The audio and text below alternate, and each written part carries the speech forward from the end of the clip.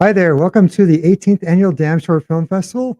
We reached another one of our Q&A sessions with filmmakers.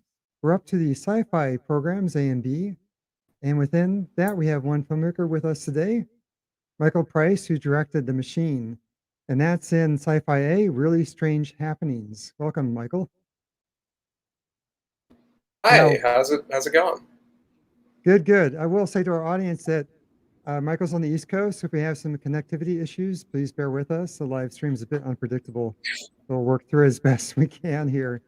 Um, how would you describe your short film to audiences, Michael? I don't really know. It's kind of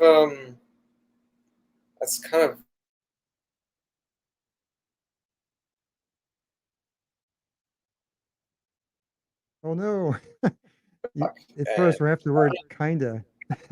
what? I'm afraid you froze right after the word kinda, and then we didn't hear the description.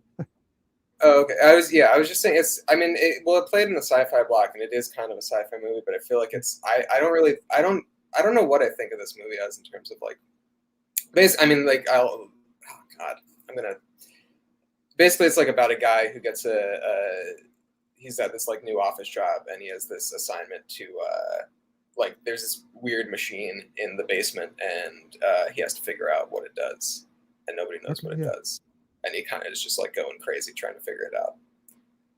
Yeah, it's not exactly sci-fi. It's like you said, it's hard to describe the genre. Um, that particular group of programs has a bunch of really slightly off the wall films, which are all very different, but somehow also go together. I think Yeah, one, I thought it yeah. was really great.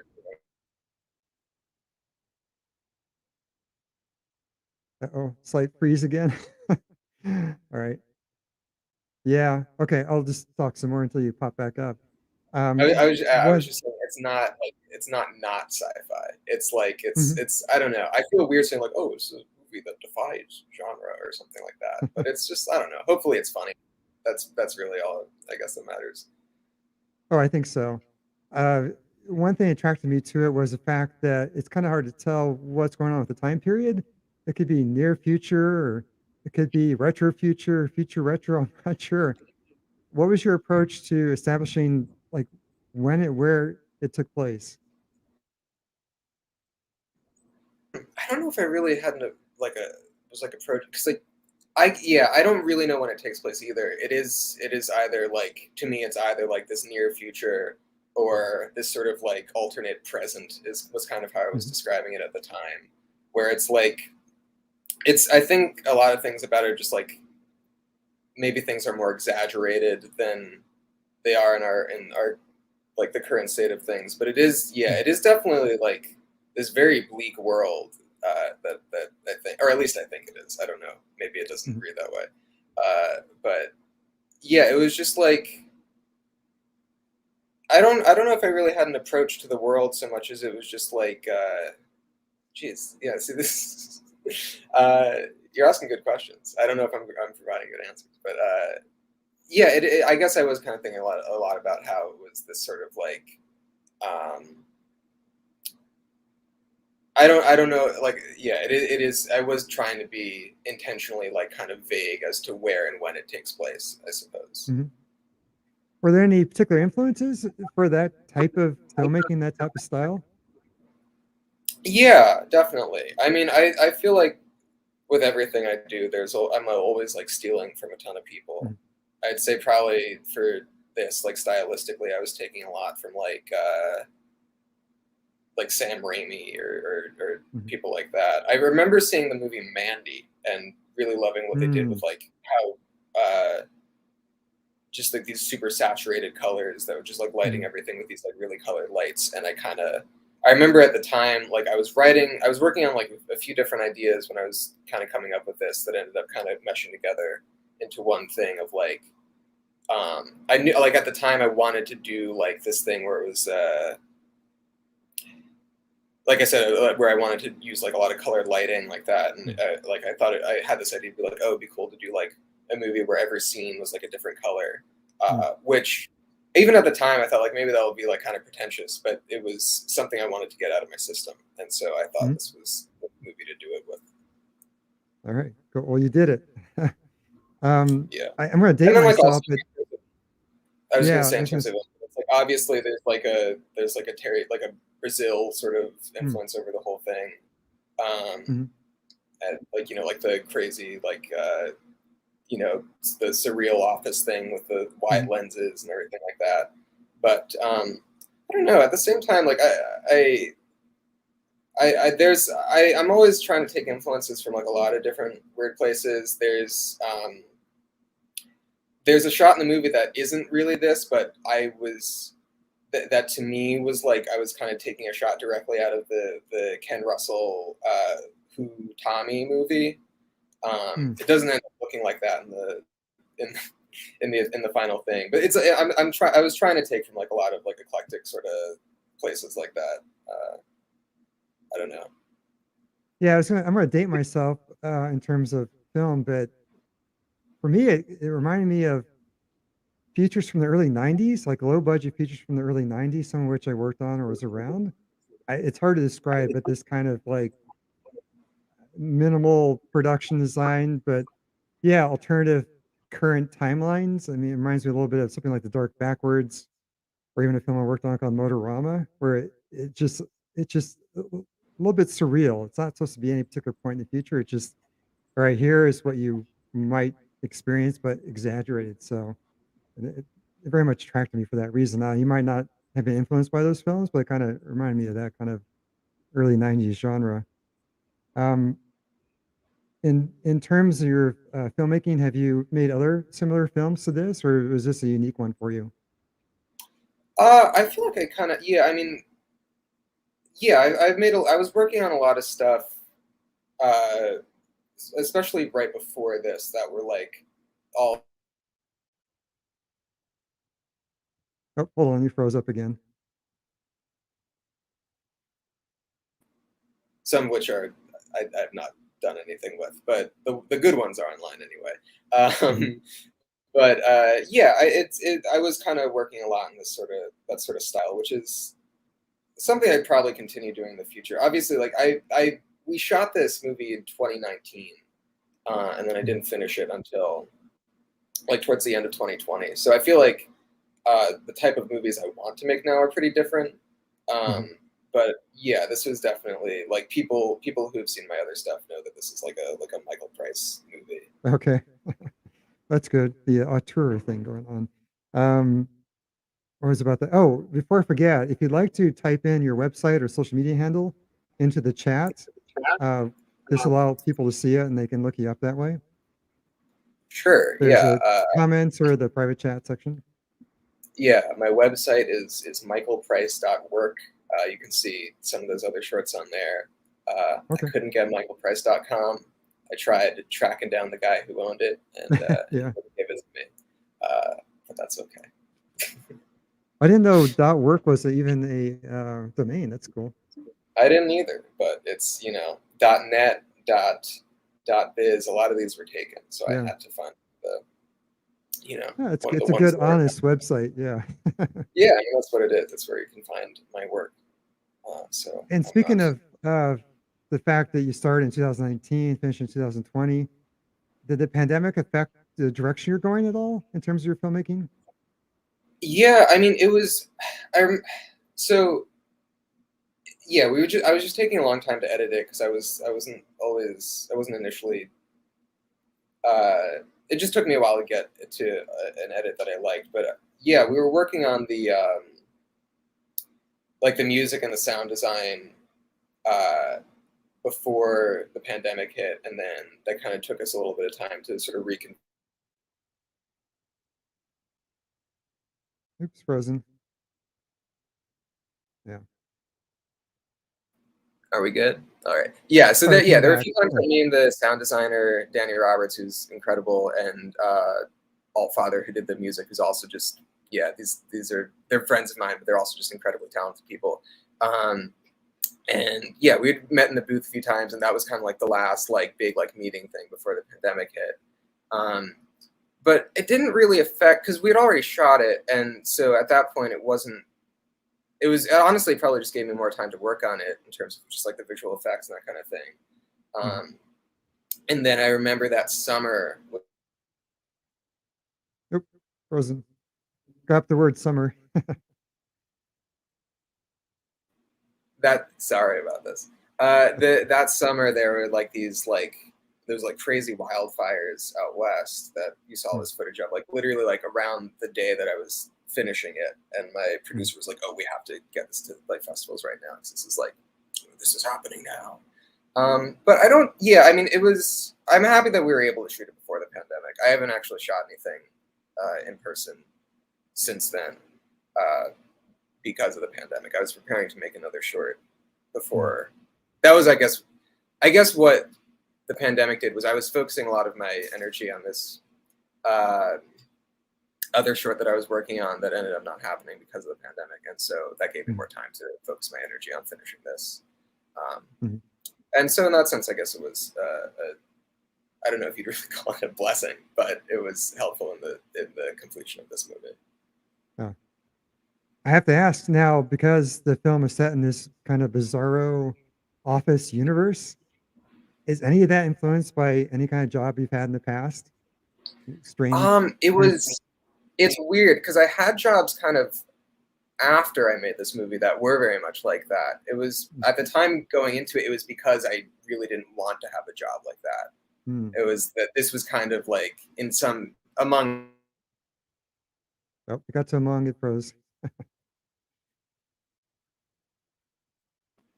I was saying in a lot of ways, this movie was kind of about my fears regarding that type of work, and I'd known people who had those types of jobs, and it just always was like, I don't know, it seemed very unpleasant to me, and that's kind of what, at least among other things, what went into this movie. Well, that's very interesting. I occasionally have dreams where I'm trying to solve puzzles, and they're endless, and you're in a dream, so you can never solve it, and it's a stupid problem to start with, right? And you wake up and go, wait, I spent all the energy dreaming about this thing that doesn't make any sense.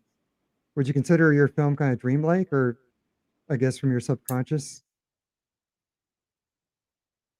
You froze.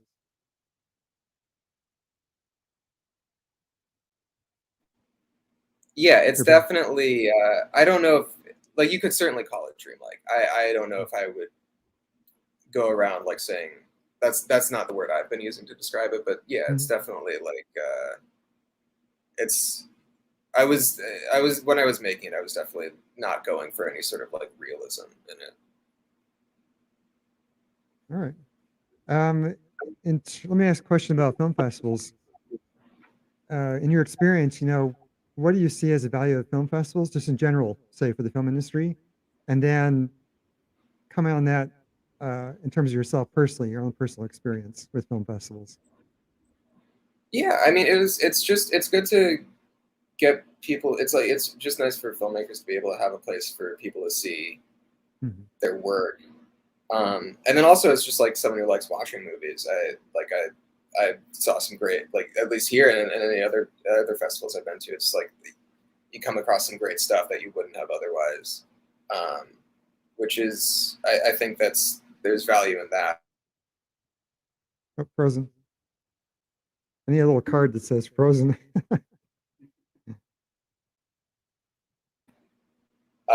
Yeah, I was just saying that like it's good to have a place where like people who want to like watch movies can kind of convene and like see stuff that they wouldn't otherwise see. And personally, I mean, your own personal experience, has it been, what's the best aspect of having your film in the film festival for yourself and your own filmmaking? Just I mean, yeah, like it's nice to know that like there's an audience for it, and then also like being able to like I guess like the best thing is like you see a movie at a film festival from someone that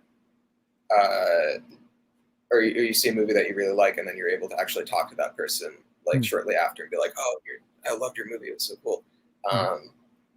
And that's not something you really get to do anywhere else. Most of the other times when you watch a movie, you don't get to like meet the. Right. Oh, you're froze up. But yeah, I agree. Yeah, you go to a regular feature, you have no idea who's made it. Wait, there you are. You're back again. It's too bad you can't pick the frame it freezes on, right? Yeah, I hope. You've been fine so far. Although you have a prop in the background, your poster keeps rolling up, which is Yeah, kind of it's a yeah. I would try to like do a little setup for this. But yeah, that's the original like the piece of artwork that became the poster. That's like the original like all right, cool. hand thing Do you that have do you have your machine someplace still, or is that has that been taken that yeah. apart? So we had that for a while. The way the machine kind of came to be was. I was talking to my producer, just like, where are we going to build this thing? Because we kind of knew like the dimensions of it. We knew it was going to be like pretty big. Like we knew it was going to take up some space. And he was like, I don't think there's going to I don't think there's going to be a place that makes more sense to build this for us. That'll be easier than just he volunteered up his apartment. And it stayed there for a long time. And I always felt really bad about it because it was, it's like the size of a refrigerator. Yeah. But it was also, he said it was a pretty big, a cool like conversation piece to most for when like people came in. He'd be like, "Oh, that's what?" But they'd be like, "What's this?" Be like, "That's my machine. You don't have one of those." But yeah, so eventually it was just like we were like, because honestly, it looks a lot better on camera than it does in person, and we're like maybe a bar will want it, and then Yeah. eventually we just are like we're just gonna put this out on the Oh, you froze up, I guess, out in the curb, right? yeah out on the curb, and so over like the course of a week, it kind of like people would take little parts off of it. The first night we put it out there, we like stood next to it and we're like looking at it, pretending we didn't know what it was, and people would be like, "What is this?" And we'd be like, "We don't know. We just found it here." There's this guy who like pulled up next to us in the car. He's like, "Is that a time machine?" And I was like, "Maybe." Oh, you froze up, but yeah. Should have went with that. Oh yeah, I'm from the future. Yeah. Well, he drove away very quickly, so we didn't get a long time to converse with him. Yeah, describe it for people who haven't seen the film is yeah, it's about the size of a refrigerator. It just looks like it's almost random collection of electronic parts and switches and lights and you have no idea like how you're supposed to operate it, which is a challenge of the poor guy in the film who's assigned that job by his manager, who seems like your typical manager doesn't know what the hell is going on. Like just make it run. And yeah, he spends many a long night, right, trying to solve that problem. Um, Yeah, and we did. It is just like kind of random stuff we found in a lot, largely in the trash. mhm. We found, and honestly, like something I found building, because I built it with like my producer Elias CX, and then also our Goes up.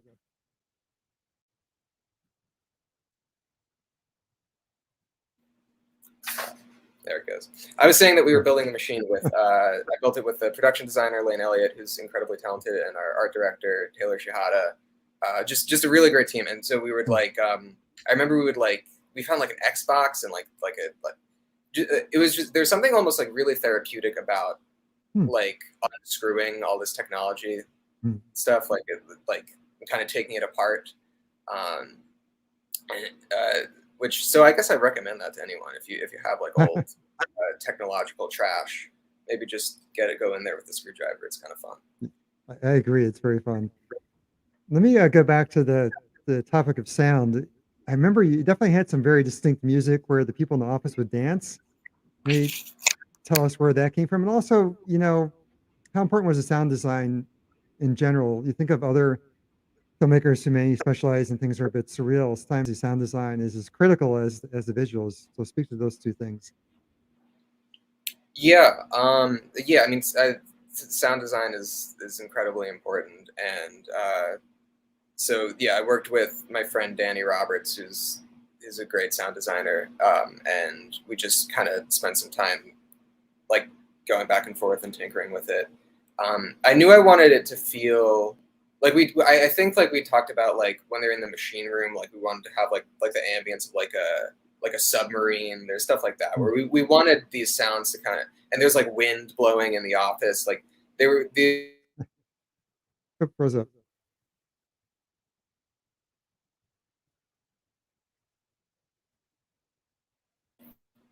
there were some very intentional uses of sounds that kind of didn't belong Hmm. in these locations, like the froze.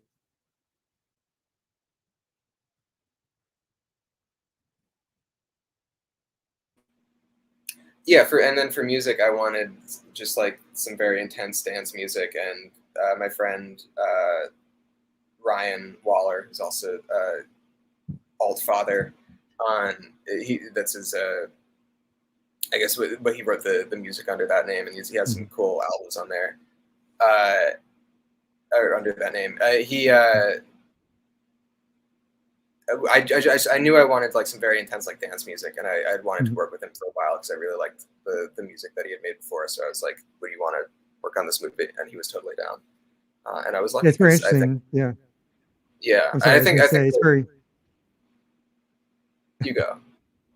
I was gonna say it's very interesting because you don't expect that kind of music to be in this strange office. You know, I mean, it's like some weird future, right? It's like, oh my God, they're dancing to like really intense techno music right there in the office. What a strange world this is. Yeah, well, I think that's like there is like this sort of like bro-y like. Oop, frozen up. That I was trying to tap into,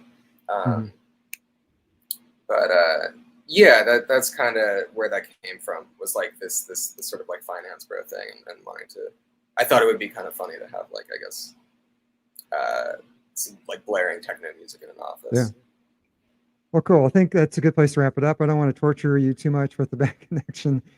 So I feel like I'm torturing you. I feel like I'm doing. This is like, or you have to hear my half-finished sentences and stuff. Well, but, no, we actually got your full answers, which is great. You're able to do it. And we've had the same problem. We have like 3 different internet connections here, and we keep having to switch between them. So it's just the nature of live stream. But I want to thank you for joining us today. Definitely check out the film The Machine in Sci-fi A. Definitely worth your time, everyone. And you can reach Michael or see his work at michaelprice.work. So check it out. So thanks again, Michael. We'll see you around. I'll make a few announcements thanks so much now. for having me. And yeah, thanks for it's a really wonderful program. So yeah, You're welcome. Everyone, I really recommend checking it out. All right, thank you, Michael. All right, what's coming up? We have some more Q&As coming up later today. And we'll have our live award ceremony tomorrow night. Remember, you can vote for your favorite film until 2 p.m. on Sunday. And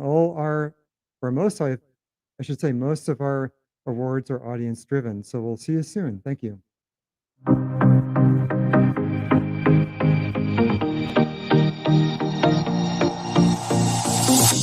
Whenever I'm with you, I am alright. There's something about the way you make me feel inside. I'm counting down the days till we fly away, heading to the sun, only you and me.